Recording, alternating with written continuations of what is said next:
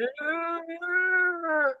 Hey, best best friend. friends! Hey, guys, welcome back. We are visited with another guest today, Yay! and I'm extremely excited for this one. She is one of my besties. Known her for what, 4.5 years now. And yeah, Feels like longer it though. does feel like longer. 5 years, you think? Yeah, okay. I believe that. All Yeah, I right. suppose where we're at with the company. Yeah. And Kayla's just got an incredible story, just an incredible soul, honestly. So we definitely wanted her on. She has been on our podcast before. I think it was season one. I think so. But it wasn't her story. We had her, I think you talked about like, we were in Manifesting. It was manifesting and spirituality, things yeah. like that. Yes. So this Yeah. time we were like, come back and please share your story because I mean, the growth you're gonna hear, the things that she's gone through. So first of all, will you go ahead and introduce yourself and then we'll get started. Yeah. I love that y'all start with hey best friends because I feel like that's how we talk to each other anyway. We're like, Yes. hey best friend. Yes. Hey. I'm Kayla Mote. I'm a 33-year-old boy mom, also a special needs mom that comes from a small town in Alabama. I have been married to my middle school sweetheart for Ooh. 15 years, together 20 years. So that's a little bit about me. Can Middle I school. can That's I say crazy. something about you and Shane? Y'all are the cutest. I mean, really, the story is awesome. It's cute. It's fun. There's more depth to it, and maybe Oh that's things yeah. you'll share. But the way that you two love on each other in public, out loud, so free is awesome. And it really does show that it You've is been that through some shit middle together. school. Yeah, not only been through that shit, Grow up together. in middle school, you guys Mhm. decided, nah, I'm good. I got it. And you stuck with it. That's something that no one can say. Yeah. It's that's a little wild. We'll definitely get into that. When people hear that I was 13 when I met them, they were like, "How old was he?" I'm Right. like, Well, he's 7 years older than me, Yeah, so when we're I not gonna tell talk him about those pieces. I graduated 2004, and he's like, "Oh, I Ah, was already I already had a doing this and child. that." All right. Well, you guys know how this goes. We just kind of allow our guests to just tell their story. So, Kayla, you can start your story wherever you feel comfortable, and we'll just go from there.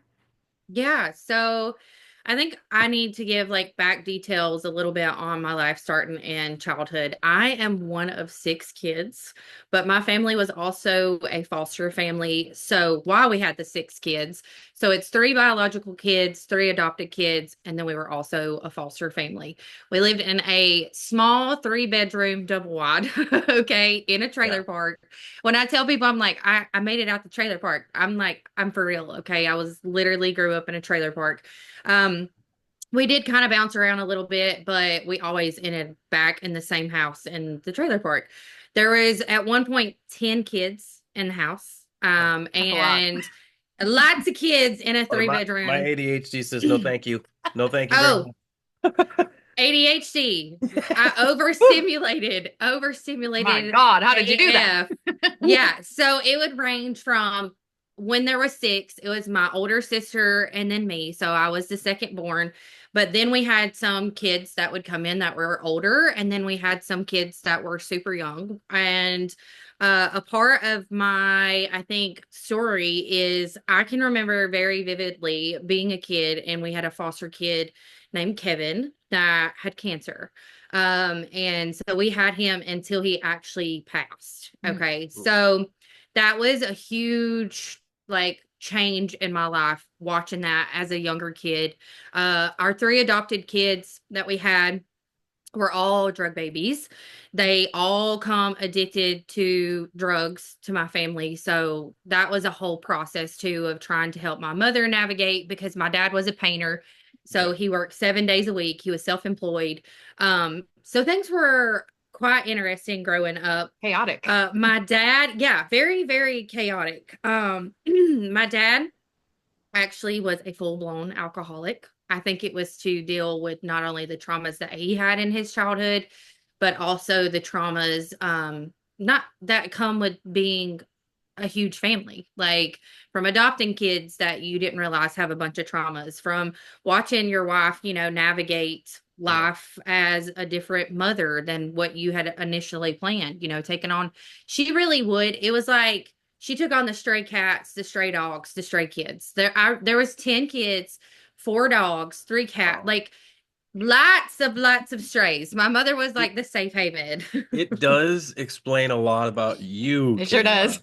I mean, it at any event I've ever seen, Kayla is usually surrounded by at least half dozen people, and it is not that they're following her. They need her aura. That's what it is. Hmm. You give off this love and Loving. acceptance, Hmm. and that makes a whole lot of sense to me now. You explaining that about your mom. Grew up with that. I got it I now. grew, that's literally all I've ever watched. Like, and as a young female, that was very like impressionable on me. Like, my mom would, give the shirt off her back. Like, she was just very, very loving. And it didn't matter where you come from, what your story was. Like, my mom would just take people in. So that's a little snippet of my story, but as a childhood, I will say there was times I think that my parents, and I've discussed this with them. I think there was time that my parents were so consumed with trying to help the other kids and their traumas and the baggage that they come with. Yeah. It's kind of like we got lost, Mm. like a little bit in the noise. And so when I was, I would say 6, 7 years old, sexual assault started to happen through cousins, actually. And it continued on until I was like 16. So through through my mother taking on these kids, a lot of trauma happened to the biological kids. Mm. Me and my sister both were sexually assaulted by cousins from like 6 to 12. And then it was so crazy because from 12, once that stopped, my sister got into a relationship with someone that was extremely abusive. And then I followed in her footsteps a couple of years later, same thing, extremely abusive, sexually assault. So I think what happened with all of my childhood traumas wrapped into one, I was looking for a father figure. I was looking for someone to make me feel safe because I didn't feel very safe in my home environment. Not that there wasn't a lot of love, not that I wasn't, my basic needs. I had a roof over my head, I stayed Yeah. fed, I had clothes, but I think it was just, there was just so much chaos in such a short amount of time as a child. I didn't really feel safe. And I've discussed this with my dad. It was like, his alcohol replaced his love and affection. Like, he gave the love and affection to the alcohol Mm. instead of us. And so I've always searched for somebody that could just like make me feel Yeah, safe, fill that that could make void. me, Mhm. yes, fill that void. And I told him, I'm like, I understand. Like, as an adult, I held it against him for a long time, Mm.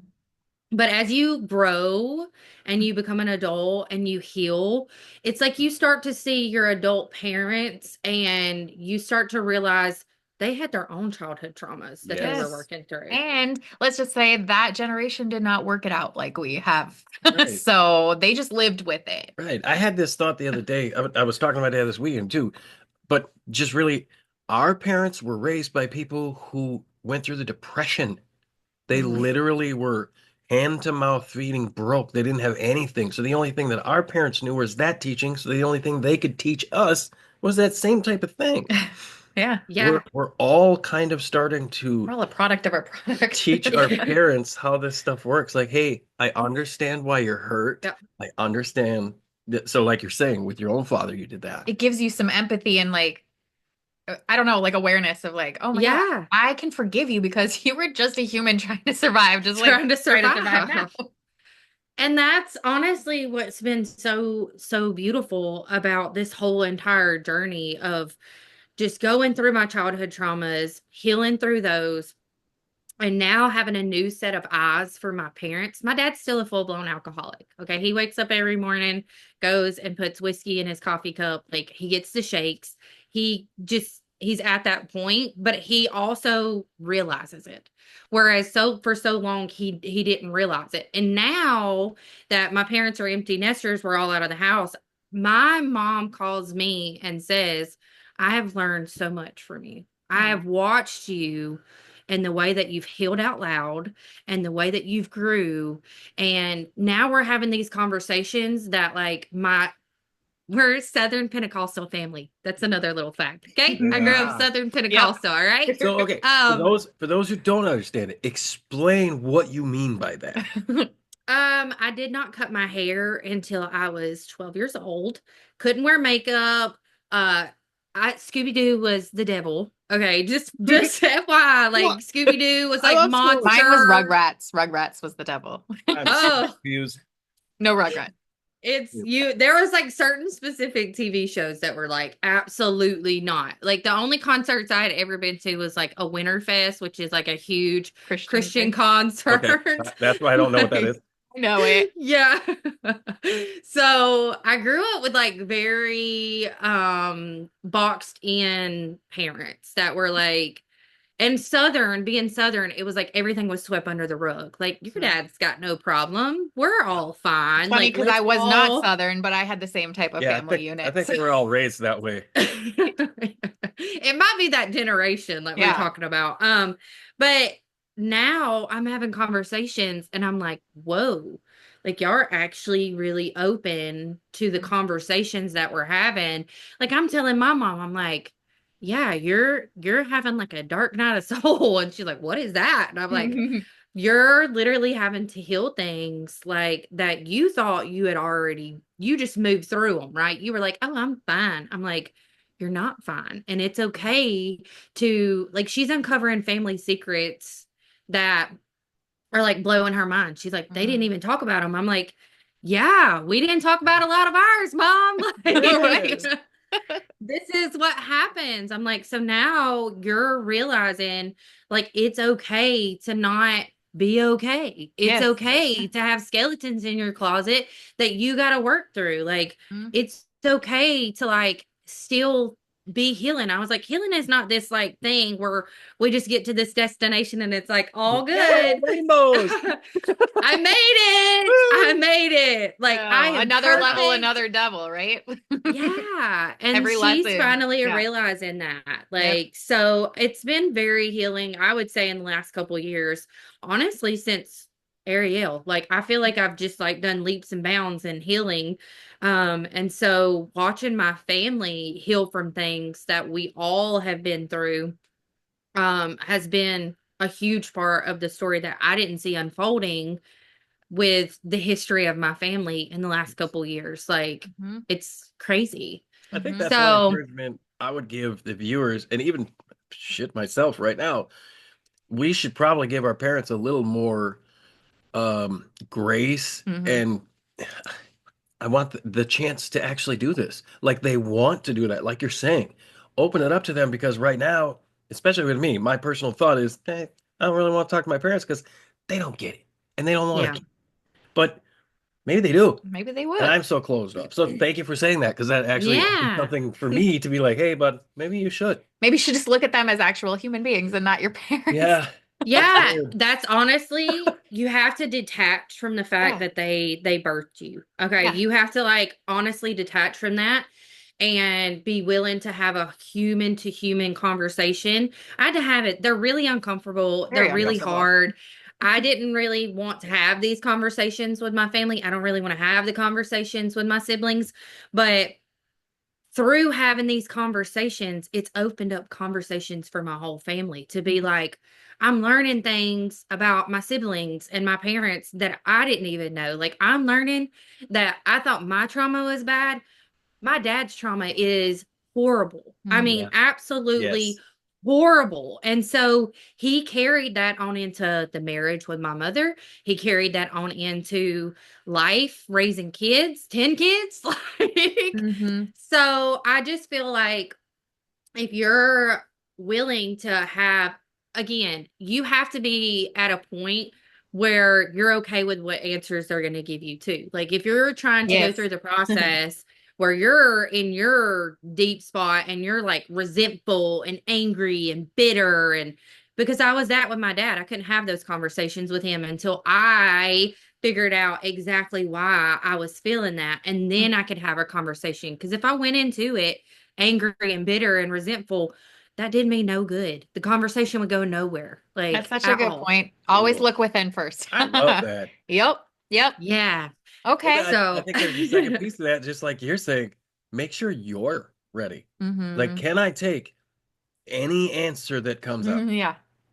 Can I physically, emotionally, in my Yeah. soul, if that answer is no, can I handle that? Mm-hmm. Yeah. That's hard. Yeah. That's Yeah. really, really hard. It's cool, but man, That's I why would. you got to do the work. You Yeah. got to do the work. And we're continuously doing the work. Like Yep. I've had some triggers where I'm like, let's let's come back to that. Let me Yes. Mm-hmm. dissect that and let's Mm-hmm. come back to that. Like, Because healing is because not linear. It's just every no. time you fix one thing, it's like another thing pops up. You're like, oh shoot, I thought I Yeah, already I dealt with that. plugged that leak. Dang it. Yeah, which honestly brings me to a huge part in my story. And I think we'll give you a little bit of a context as to why my family it feels so broken, right? Okay. So my sister actually, I had an older sister, and we were like thick as thieves. Literally, my mom dressed us in the same exact outfits. Like we would spend the weekends together. She would actually use me as an excuse because I was a little bit younger. I was like 2 years younger than her. She'd be like, Mama, know that if I take you, we're not doing nothing bad. Like, because you're young.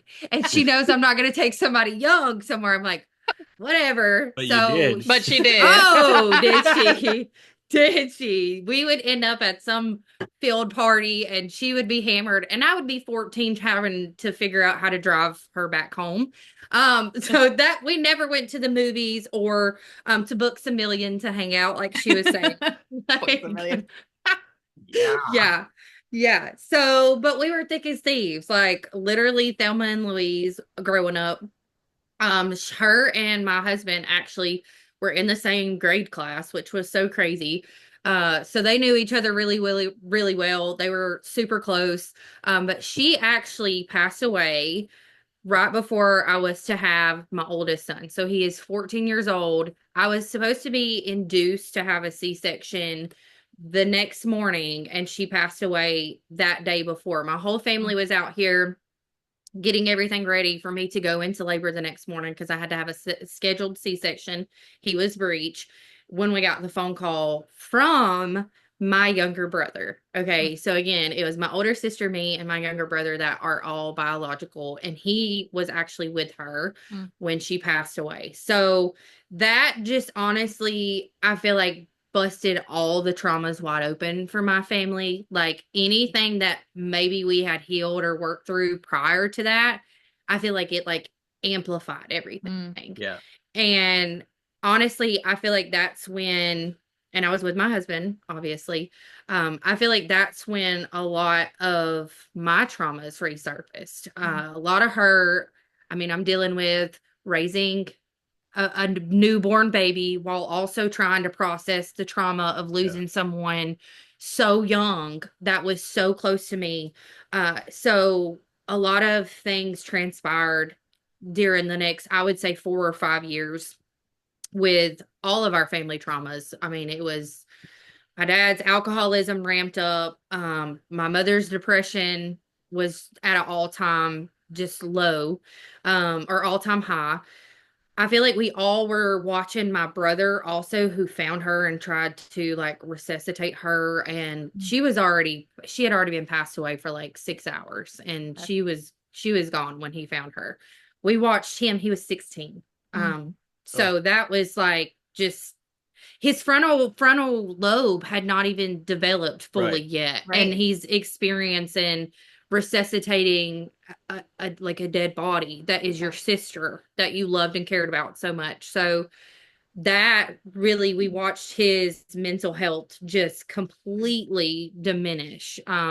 He was not somebody that I could even recognize or know, up until honestly, I would say like 3 years ago, even that soon, just 3 years ago, you guys, she's been gone. It'll be 15 years this year, which is Wow. absolutely crazy to even say. It's just wild.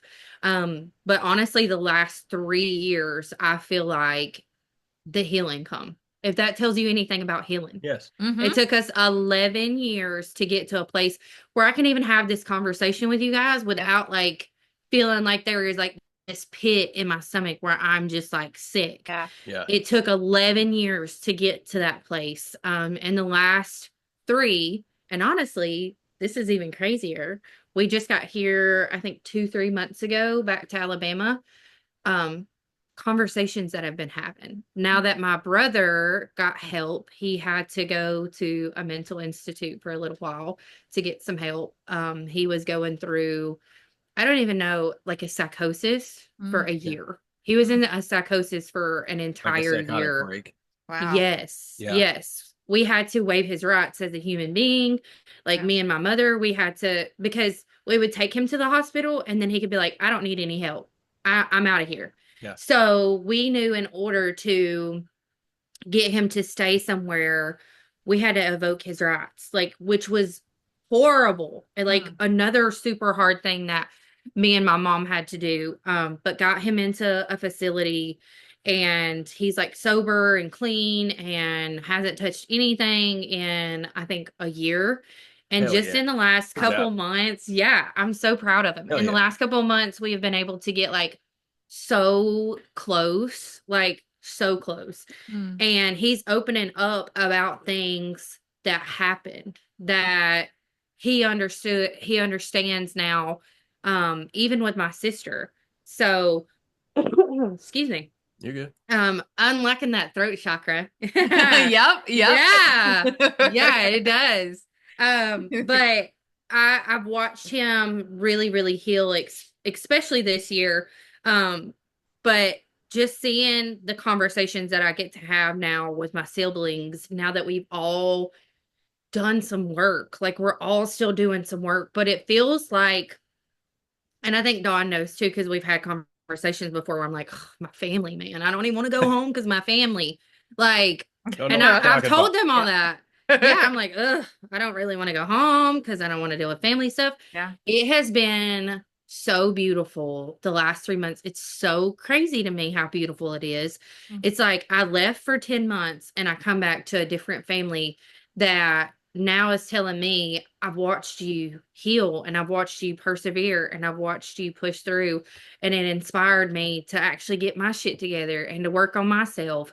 I want us to all be a family again, like, because we've been so broken for so long, and to all be able to like start to come back. Like, we all still have years of work to do to Right. heal the Oh, shit we've been humans. through Right. as a family. Yeah. Like, Yeah. but to finally be able to come through and have open, honest conversations with each other about the truth. Because for so long, the truth in my family was my sister died of natural causes. Mm. That was the truth. That was all of our truths. She died of natural causes. My Mm. sister was a heroin and meth addict for 5 years leading up into her death. Yeah. And then got sober for 6 weeks. Okay. 6 weeks she was in treatment, got out, wasn't supposed to leave the house, went with my brother to his friend's house and relapsed. Mm-hmm. That's the That's the truth. truth. Yeah. That is the truth. And Yeah. that we are all finally, like, I guess through me being super vocal, I really have unlocked my throat chakra this year. Okay. Can I ask Like, you? I Okay, I think I want have yeah. to a quick know. question. Well, I don't know, maybe, but my question is, what was your moment of being able to start sharing? Yeah. I think moving to Florida.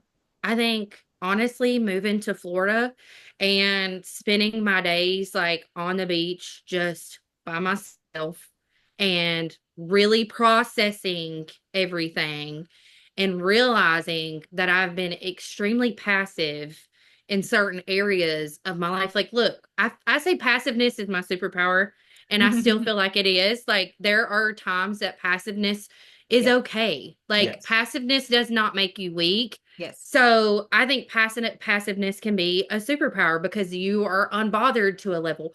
But there's also times where it can be your weakness, where there are things that you truly believe in and that you know and that you have got to be vocal about. Mhm. And I think just being 33 years old, watching my family just be silent and just, I knew sitting on the beach in Florida, I knew that I needed to say something to free my family. I know that I'm not trying to be like superhero. Like, I know that sounds like Don't. very egotistical, but like, nobody in my family was going to say anything. And I'm usually the one that says something to my parents that's like kind of shakes I say it to my siblings too. I think Yeah. it's since my sister passed away, I took on the older sister Yep. role. And being the oldest, I'm like, all right, this is a shit show. Y'all all need to get your shit together. Like, you know what I'm saying? Like Right. being that older sibling. So I was sitting on the beach in Florida and I'm like, I'm gonna say something. I'm going to say something because I feel like if we can actually face the truth, we can all start to heal as a family. But all of us are so unwilling to face the truth of what happened because my whole entire family is so terrified what people might think or say Mhm. if they know the truth Yeah. that we had a extremely toxic family environment and my sister was a drug addict, Yeah. like Yeah. if we just said that out loud, people be like, "Oh, what in Oh, the world were they doing? Like what's wrong with those parents and what's wrong with those siblings and why did nobody like it was the what ifs and the Yeah. yeah. perception Yeah. of other people that my family had and I'm like, if we can face this head on, one, we can begin to heal, truly heal from all the stuff that we have swept under the rug and kept a secret. But two, how beautiful would it be to actually use her story and say, hey, look, my sister struggled for 5 years. She was raped, she was molested, she was in and out of jail. It was so hard to watch her diminish, and she lost her fight with it. To Mhm. go and look at addicts in the face and say, please, please shift your life. Like, get Mhm. some help. Can I help you find, some help? Like, and I feel like when we finally face that is when my brother was like, okay, like I'm okay. I can let go of the natural causes when I know the truth because I was there. Yeah. Well, and that's part Like of it too. Honestly, if you're running around with this lie, it's going to eat you inside. Like, that's not Yes. the truth. Your body is trying to get it out in other ways. So it might manifest in physical Yep. ways like sickness. I just talked about this on one of the coaching calls I had today. Your body will never forget. If Mm-hmm. shit happens, it will never forget it unless you work at it. You Mm-hmm. got to put the work in. And Mm-hmm. if you don't, it will continue to manifest and punch you in the face or trip you up until you turn around and go, I'm sick of dealing with you. yeah. Yeah. Yeah. So I love it. You got away from your environment. That's really what helped you kind Yes. of get outside of that little box. I mean, you've been sharing your story for a few years publicly, but it sounds like this last year was your biggest breakthrough, especially with your family. It was insane. I've gotten away from my environment a lot. Like we traveled for 7 years in an RV with my kids, but something about Panama City. We lived there one time before and I like did a lot of healing there. I honestly don't know what it is about that place and I'm so excited to get back The there like It's the ocean too. It's ASAP. it's being by the water. It's something about that water, yes. man. It's so healing Yeah. that I was just able to sit still in my thoughts and Yeah. like just really do some work. Whereas I feel like here, I mean, we're back here and it's like construction and like Chaos. when we're back home, it's like helping do this and family calling for that. Like you can't also, I think I told you this, you can't heal in the same environment that hurts you. And I'm not super far from where me and my siblings grew up. Like my parents still live in the house that we all grew up in as 10 kids. And I told my mom, I'm like, pulling up here does something to me. Like it just is Yeah. very triggering. So I think I had to just like be in a very healing environment, which was the beach. And if I was like having a day where I knew that I needed to like really process things, I'd be like, all right, honey, you got to take off work really quick. Come and hang out with the kids. I'm going to go walk the beach. I'm going to go put my toes in the sand. I'm just going to like get in the water, actually. Honestly, even sticking your feet in that water, Hmm. the Yeah. minerals and stuff are so Hmm. healing in it. So I did that a lot. And I'm not usually a person to be quiet. I'm chatty Cathy too.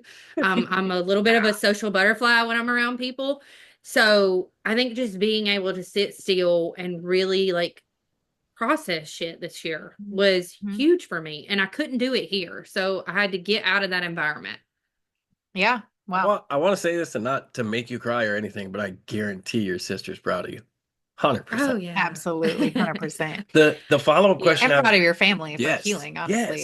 yes. The follow-up question I would have with that, I think is kind of natural, but nobody's really asked it, is like, can you explain as detailed as you can for somebody who's listening who might be in that exact spot with generational traumas and things like that? How does that feel? And what were your biggest fears right before you had those conversations? Ooh, so having that generational traumas, honestly, I felt like I carried the weight of the world on my shoulders. Like I felt like I don't know, I felt like I walked around with like this disgust. Like people could see it on me. They could see that I was like a sexual assault victim. They could, or, they Yep. could see that my dad was an alcoholic. They could see that I was in abusive relationships. They could see like all this stuff. It was like I felt like I was walking around with like a billboard on it that was like, she's disgusting. Like, and I knew that was an internal thing. I knew Mhm. that nobody has in one, I'm irrelevant to most people. Let's just be Right? honest When we here. Really? think Okay. Yeah, about it, be like honest with people are yourself. not thinking about us. Let's be honest with ourselves. We're all like, oh my God, are they gonna notice this? It's Like, like, yeah, they're no, not worried I about don't you. walk around being like, oh my God, look, they have different colored shoes on. Like, I'm Right. not looking at people's shoes. I I'm do. not looking at their I faces. do. I'm I've seen it. literally like, I'm going through the grocery store, like, oh my God, do I need to forget flour? Don't let me forget flour. Yeah, Like, you're thinking about your own Yes. shit. We're our own reality show. so again, I had to be like, you're really not that relevant in other people's lives, Kayla, for one. Okay. So you're placing expectations and burdens on yourself that shouldn't even be there from the outside world. But I was taught it because perception is everything. My dad, side note, my dad, there was a quote that he always told me: you represent my business when you were out in town. People are watching you and they see you and they know whose daughter you are. So make sure you're representing us well. It was beat into our heads. No pressure. Oh, Did you just blow a Oh, fuse? I think so. I think so. okay. But guess what? You're Guess looking. what? Ha! Yeah, That's and when you my know you're laptop's real content charged. creators. We got We have backups. a backup Backup from on a ours backup. that's clipped in right now. Backup on Just in case. backup. Literally. We It's because are all the heaters I have in here, you Yeah. know. Um, That's funny. but yeah, that's just a perception that we all have to work through is people really honestly don't care. You got to be super honest for yourself. And then the feeling, I had a lot of anxiety going into certain conversations with my family, a lot of anxiety, but I just kind of walked myself through it and said, look, the more honest that you are with them, the more you're able to heal, even if they are unaccepting of the conversation that you want to have with them, even if they're not open, even if they're not ready to receive it, you're doing this for you. You're doing this so that you can heal the part inside of you that needs to heal. And maybe they'll recircle back to that conversation with you a year from now, 2 years from now, 3 months from now. You don't know when somebody's really ready to receive it. Because I go back to conversations that people had with me that I was so not open to hearing at the time. Mhm. And I'm like, I took really big offense to that, but they were honestly doing it because they cared about me and they're probably right. So even if they're Mm. not open and ready to receive that, you at least tried to have an open and honest conversation with family members. That heals you. Okay. You can't heal them by having those conversations. You're not doing this to save them or heal them. You're doing this to heal yourself in hopes that they're open and receiving it so that they can do the work to heal themselves with the conversation you have. Yes. Yeah. I That's good. like that because that really, really, really highlights, hey, you do the work for you, which is what Yeah. you're exactly saying. You're not liable, Hmm. accountable, or For you their reaction. for what Mm-hmm. they do Mm-hmm. or for their healing. Mm-hmm. Mm-mm. Just because Yep. you told them this is a problem, you work on it, but you don't get to lean on me and take all of my healing powers for myself to heal you because Yeah. now I'm broken. Yeah. Yeah. Yeah. You can too have those conversations that's like, look, when you're ready to go on that journey. Like my mom's literally on a healing journey from her childhood right now, and she's like, I just need somebody to talk to. And I'm like, you can talk to me. Like I'm not, we've had an open conversation, and she's like, God, I just realized so many areas that like I failed as a mother. And again, it's not my place to like heal her, but it's also, you can support one another. Mhm. Like when you're all on a healing journey, it's okay to support one another with healthy boundaries. And I'm like, again, I think you are going to have to heal where you still feel like I'm angry or bitter or resentful to y'all for what happened, because I've already moved through that. And Mhm. I can tell you, and I can, say, I'm not angry at you. I'm not bitter. I'm not hurt. And I don't hold that against you, because I'm also a mother now. And I know that I'm going to have the same conversation with my kids, because we're not perfect and there's not a handbook. And I have failed them in certain areas. And I just want you to know that it's okay to have a conversation with your kid and say, I messed up. I'm sorry. I'm not proud of it. I'm going to work on being a better person and a better mother and a better human in general Yeah. from this point forward. Ha ha! Another one. Look at that. Another light Still down. right too. You need to plug those in, girl. Fully, that one, I swear that one was like This is fully definitely staying in charged. the episode. Just going on YouTube. Everybody loves it. Yeah. Life, you know? Yeah. I love it. It's okay. No, I love it. I'm going to get some natural lighting in here. There you go. See, Ta-da! that's nice that you have at least the natural lighting too. Like it. Ta-da! Featuring your she shed. I Her little like she it. shed. I'm jealous of your she Yeah. shed. It's so cute. This one wants to buy a house now just Yeah. to have a she shed. I want a she shed. I'm gonna get a garage here just at the apartment Oh. complex so I can decorate. Yeah, set it up as a she shed. Yes. So, okay, so that's a huge part of your story, obviously. Yeah. What other things over the last however many years now in your story do you want to keep sharing outside of, Yeah. what happened there? So I feel like I can share, because you guys started out about how incredible mine and Shane's love and stuff is. So I feel like there's also parts that I want to share about my marriage, because it took us a lot to get to this place. Yeah. We So I feel feel that. like I Yes. can, yeah, it's work. People don't understand that marriage is also, it's work. Yeah. Like it can be effortless and it can be fun, but there's also times where it's like, all right, I'm gonna have to clock in. I'm gonna You have to got to put be 40 very hours. intentional. Yeah. Yeah. Yeah. Yeah, very intentional. So I can share a little bit about that. Yeah. Again, we met when I was 13. And I was looking in all the wrong places, I feel like. And what's so crazy is my best friend introduced us. Neither one of us had a homecoming date. And so she was like, I think y'all would go great together.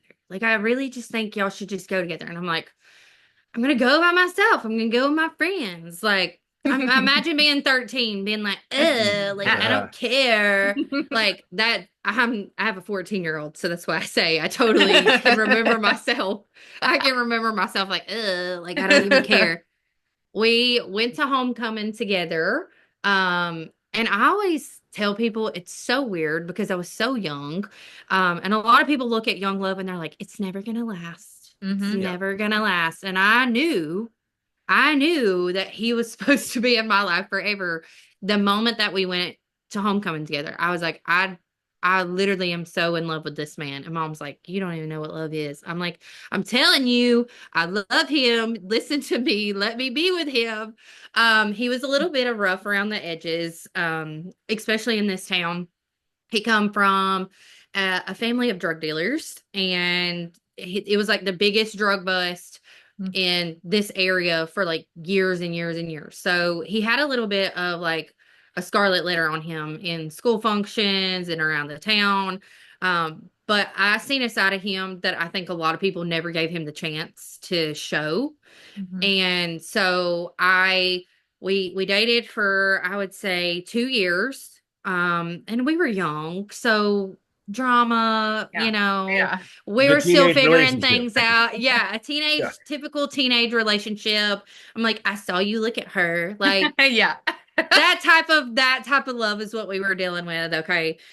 So we dated for 2 years. It was great, but I think he started driving and I also was like kind of just wanting to be wild. I feel like I was in my like rebellious stage getting into that Mhm. age where I was like, I never got to do nothing. And Mhm. now my sister drives and like she's taking me to parties and I just want to be wild. Yeah. So, I always joke and say that he broke up with me, but I actually broke up with him. I'm like, I'm not gonna be the bad guy in this We story. finally Big old have it baby. on tape now, Shane. Don't worry about it. I'll Cut save this. that out. Cut that out.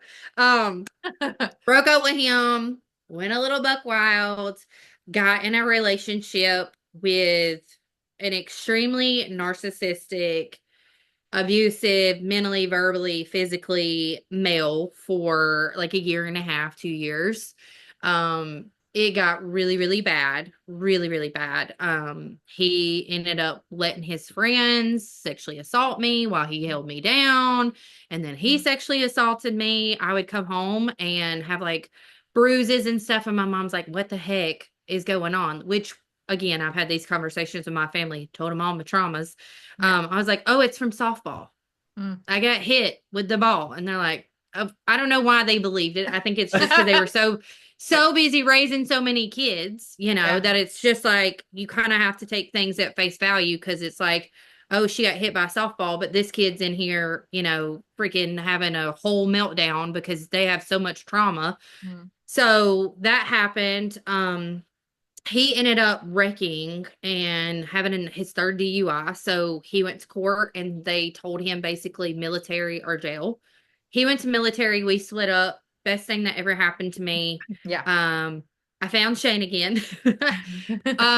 Little fun part of our story. This is so bad. This is gonna make me sound so bad, but it's okay. Do it. Um, I was working in the mall and this girl was working with me and she kept raving about her boyfriend. She's like, "Oh my God, he is the best. He is so nice. He is the best thing ever." Like for weeks. She was like, "You have got to meet him." I'm like, "Who is she? Who is he?"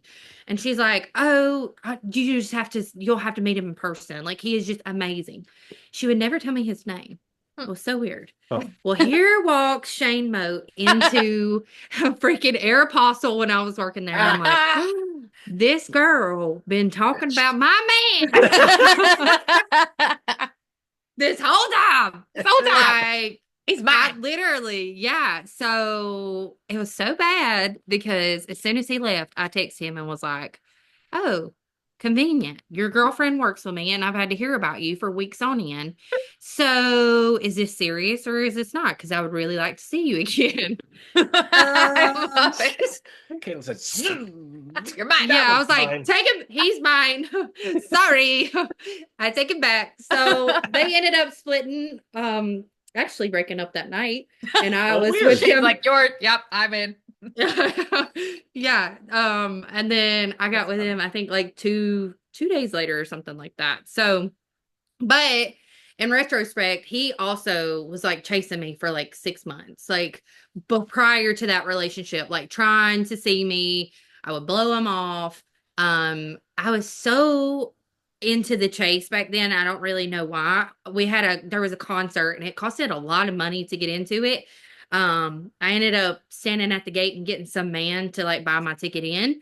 And then Shane was like, "Where are you at?" And I'm like, "Oh, I'm at the concert. Come see me." And I would tell him I'm at a stage. He'd go to that stage and I'd be like, "Just kidding, I'm at another stage." I wouldn't let him see me that night. Kayla, that's terrible. Oh, So What a bad. He brat. still talks about it to this day. He's like, "That, yeah, you were being a hoe and running around all these stages and telling me you're there and you weren't there. And I spent $70 on this." And I'm like, "I know." So he chased me for a while and then I chased him.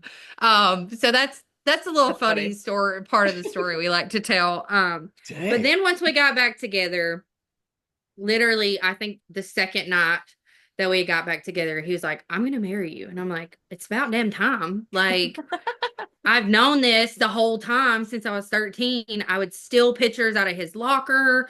Like, I still have them. He found them. It was so crazy when we were Cute. moving stuff in. I had like stole all his like motocross pictures out of his thing. So You're a found cute little those. stalker. I was crazy. It's taken a lot of healing to get to this place. I was crazy. Okay. But got back together, ended up literally getting engaged, I think after 2, 3 months. I got his name tattooed on me on my 18th birthday, and we'd only been together 2 months. That's how committed I was. Yeah, Grayson told me the other day, he's like, yeah, like that tattoo that's above your butt crack. I'm like, that's your dad's name that I got when I was 18. We'd only been together 2 months. He's like, woo, mom, you's really putting trust into that one. You know, I'm like, Yeah, it was. Isn't it the worst when you get called out savage, by your kids? Thanks, kid. savage. I'm telling you. Um, got married. I ended up getting pregnant on my honeymoon. So we didn't really get to Official. experience marriage too much. I had graduated high school in that May. We got married in November. I was 18 years old, got pregnant. We didn't have two pots to piss in at that time. I don't know what we were thinking. We were just living on love. I know Living y'all on heard love. that George Strait Yep. song. We Yeah. say it's our anthem, living on love. I'm like, yeah, we Yeah. have done that a lot, a Uh-huh. whole lot. But our marriage went through its ups and downs because again, I was 18, got married, got pregnant, literally lost my sister all within the first year of marriage. Like, so that was like a whole lot Real for, life just came in and took a dump right in your backyard. Just oh, like, it you know. did. It did. It dumped right in our backyard. And now you get to deal with it as Um, newlyweds. Yeah. So it was a lot at one time for us, and we were young. I was Mhm. 18, he was 20. Like, Mhm. so we are still trying to figure out life. And I feel like the first 5 years of our marriage was honestly the toughest. Like, it was super, super hard. And I've never really shared this publicly before. But I call it an affair because it was an emotional affair. I never slept with anybody else. I've never, participated in anything like that. But like I still did an action that I think is cheating on my husband. So Mhm. he doesn't count it as that. He's like, it's not, that's not. I'm like, but I count it. Mhm. Mhm. So that happened within the first 5 years of our marriage. I thought he was going to leave me literally with two kids because I had Grayson and then Tucker was 3 years later Yeah. at 21. So I had two kids before 21. And so I was like, and then I'm being dumb. And I think I was just like so numb those years. I look back and I'm like, I could have been a better mom then. Like, I was just not the best version of myself. I had not healed from the traumas. I swept it under the rug. Right? Mhm. And so our first 5 years were super, super hard. And then I think the next 5 years after that started to really open my eyes. I think honestly that was like one of my lowest points in our marriage, actually probably the lowest point in our marriage when I did that and I realized like this man is so good to me. He's like standing by my side through all the traumas that I've been through, the postpartum depression. Like he knows firsthand my sister. They were very close and good friends. So like if somebody I can talk to and work through it with it because even though it's not his sibling, they were very, very close. And so he lost her too. Yeah. So like we're healing through it together. And so that was like my low point for sure. Um, and then Shane has went through his demons and I've shared about it publicly before. Like there has always been drugs on both sides of our family or substance abuse. Like it's a long pattern of it. His dad was one of the biggest drug dealers in the area. He grew up in it. Like I think y'all should totally have him on here. He can Yes. blow We your would Yeah. love to mind. have a man on here. I'll Um talk to him for a Absolutely. date. yeah, I definitely don't want to share too much of his story because it's Yeah. his to tell, but Yep. he battled his own demons up until honestly a year ago. Mhm. Yeah. Mhm. That's how super fresh it is. But a lot of people don't understand like why I stood by him even in his hardships and his substance abuses and his times that he's fighting his demons. It's because he stuck by me. So Mhm. Yeah. how incredibly insensitive would it be where I had my own substance issues. I would drink wine every night to deal with my sister's loss. If I was prescribed Xanax that I was abusing Mhm. after having a kid because I was going through things. I was not, I had an affair in my Mhm. Right. head, you know. Yep. I had a lot of things that he could have easily been like, this is too much for me. Like, I'm walking away. And Yep. he didn't, you know. And so for me, I was going to meet him where he was and see it through. Like, I'm just not the type of person either that like gives up very easily. I'm Yeah. very stubborn headed. I'm a Taurus at that. So I like once my mind's set on something, I'm gonna see it through. And I have so much love for this man literally since I was a child, you know, literally 13 years old. I am not going to see him in his darkest moments and his weakest moments and not be like, hey, you need some help. Like, I'm Mhm. here to support you on this journey. I can't heal you. I can't fix you. This has to be a choice of your own, but I'm not going to walk away and I'm not going to abandon you when honestly, I feel like you need that support the most. You need Mhm. somebody to tell you, you got to heal from some traumas because your demons are surfacing and you got to fix those. So I seen him through it and he has been sober since. And I'm so proud of him. So, so proud of him. It's a huge feat. I A am lot too. of Yeah. it. Dude. The Yeah. growth that I've seen in him. I told her this when I Mhm. first met Shane, and I don't know if I've told you this, but when I first met him, I said I can't hang around with that guy. He's Yeah. dangerous for me. Yeah. Yeah. And what I'm trying to do now, I'm happy. I'm happy to hang out with Shane. Shane's a cool dude, and he's a safe person. I can Yeah. Yeah. see that now, and that's a difference. We talked about the last time we hung out. Oh, no, now we're good. You're not going to put me in a situation where I got to talk I about was like, you can't be alone with Jane. He's gonna get you it. drunk or He's high. gonna get I you. don't know what. Yeah. Yeah. No, Yeah. but And that was a lot of his unhealed traumas. Mhm. He went through a lot last year, like a whole lot last year.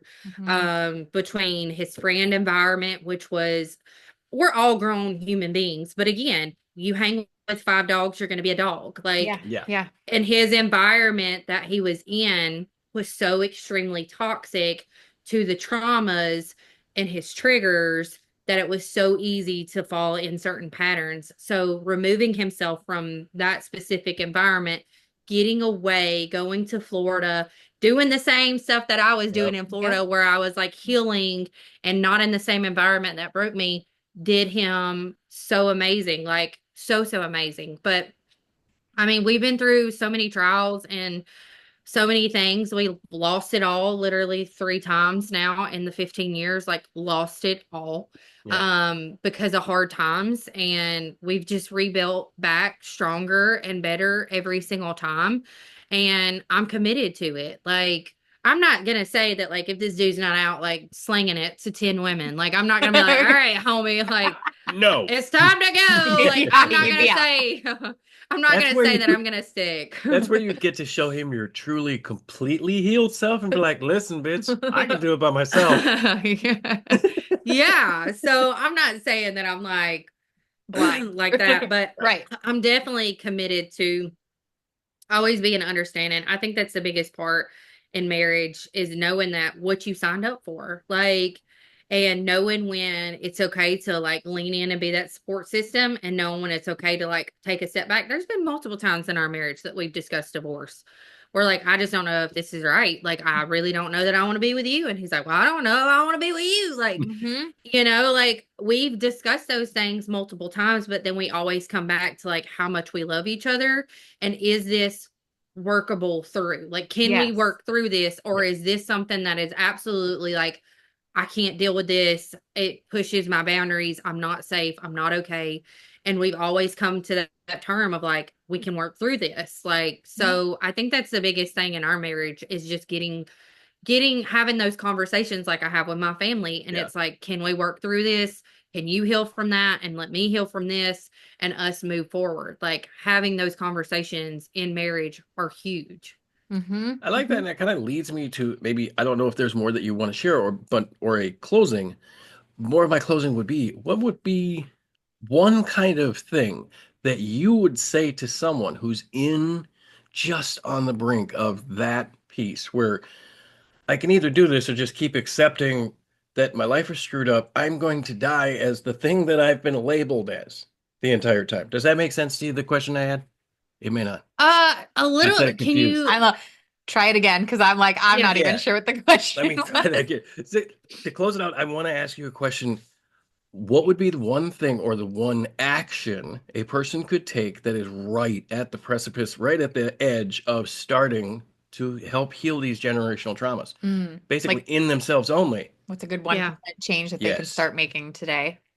Uh, I would say honestly prioritizing yourself. Especially as mothers, I think we all get lost. Even if you're not a mom, you get lost too in marriage if you have a spouse or Hmm. something. There it's very easy to lose ourselves in taking care of others. Like, so I think for me, I had to be selfish. And I know it's super hard, especially as a mom, to be selfish because we're told that like you have to be selfless and your kids have to come before you and their needs have to be met, and they do. You have to take care of your children and you have to take care of their needs, but there has to come to a point where you have to realize you're going to be a much better mother and a much better spouse and a much better person. And you can give so much more when you actually become selfish a little bit. So I would say the actions that you need to take is figure out a day of the week that you can focus on you. I'm not, if you can find pockets each day that you can focus on you, I would absolutely do that. That would be the action that I do, is find little pockets of Okay. each day that I can take care of myself. I love baths. I'm like, baths are my jam. I Yeah. Yep. absolutely love them. My husband knows that I'm going to take at least 3 or 4 baths a week. Even if I shower that morning, I'm going to take a bath. I'll Hmm. lock the door. I'll put some bougie bath or some bath bombs or whatever in there. I'll put on like some meditation music or some music that like makes me feel happy. Yep. And I will just sit with myself and be like, okay, what areas can I improve on this week? What areas do I, need some healing? What has triggered me this week? You know what's How have funny I is that's been? such an easy thing to do, but it's also really hard to just Yeah. sit with Yeah. nothing going on. Like you saying Yeah. that, I'm like, I need to do that more because there's always a phone in my hand, or there's always a TV on, or there's always something going on. And so, yeah, that's the biggest thing that I would encourage people to is just sit with yourself, even if it's 5 minutes. Yep. Just start I there. think it's super hard for people too. Like you said, we're in such a electronic world, and it's Hmm. Yes. like there's always a phone or there's always something. Yeah. I had this conversation with you this week. I have always been the worst about like rolling over, grabbing my phone and scrolling Facebook. Yep. Okay. Yep. And so I took a little bit of a break. I've taken like a week. Yeah. I'm about to Hmm. get back on it. I took a week to reprogram my mind, and it's been super hard, but Yeah. it also brought things to my awareness that like I do it really bad. Like when I'm bored, when I'm anxious, I go to Facebook and I doom scroll. And I Yep. haven't had the app on my phone. And this last week, I reprogrammed myself. Instead of in the mornings waking up and grabbing my phone and scrolling Facebook now, I spend a couple minutes with my husband. I spend a couple minutes with my kid. Yep. Like I'm Yep. like, hey, like how was your sleep? Like, and Yep. I'm not in like fight or flight mode throughout the day. So if you can find pockets of your day to just sit, you're gonna have to train yourself. Hmm. Okay. It's Put your going to phone on take do not conscious effort. disturb, put it in a different room. If Yep. you can't even have it around you, That's where like, ours and is, in the living just room when we sit. go to sleep. Yep. You got to make that conscious action to be able to sit with yourself. And you're gonna probably not like a lot of things that come in your head, but Hmm. it also allows you the time and the space to reprogram yourself to have that positive conversation in your head instead of it being like a spiral conversation. It's all about just training your mind. Yep. And you can't do that with a phone in your hand, with a TV screen on 10, with your kids yelling in the background. You got to have your own little space and your own little time to make a conscious decision that you are going to change yourself and you're going to do the work to heal yourself. Yes. And you're worth it. That was There Yeah. you go. great. Damn. I don't All even right. have a follow-up. That was the exact answer I was looking for. Yeah.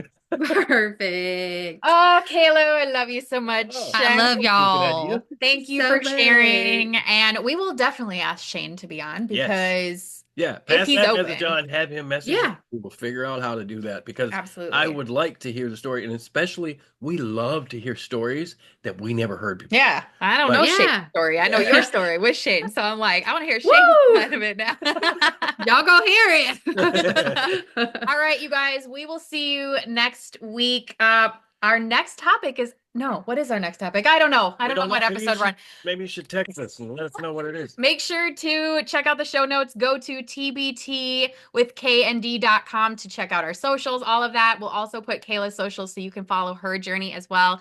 We love you, Kayla. I love y'all so Wait, much. what are we doing? We're gonna Bye, buddies. Yeah. Okay, we're gonna say 1, 2, 3. Bye, buddies. You can do it with us. 1, 2, 3. Bye, Bye, buddies. All right.